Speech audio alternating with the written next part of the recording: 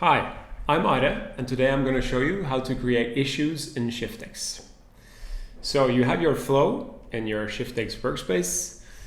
You find a step that you want to improve. You want to improve what's happening in this step.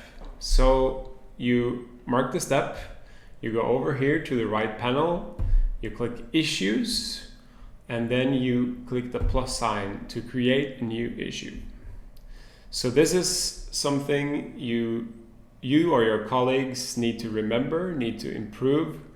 In this case, it's creating an email. So creating the email,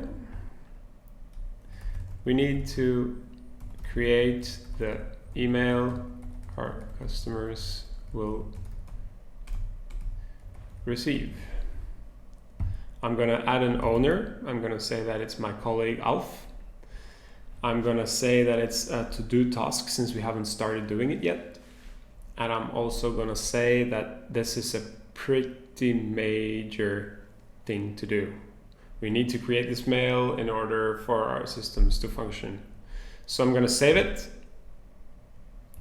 And then as you can see, you get this red flag, white flag with a red marking, signifying that there is an issue in this step. There is something we need to do, there is something we need to solve, there is something we need to improve. You can see that it pops up in a to-do list here. You can also head over to your workspace dashboard, where you have your own issue dashboard.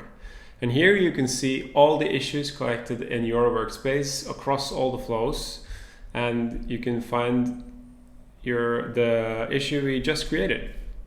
So that's how you create an issue in ShiftX.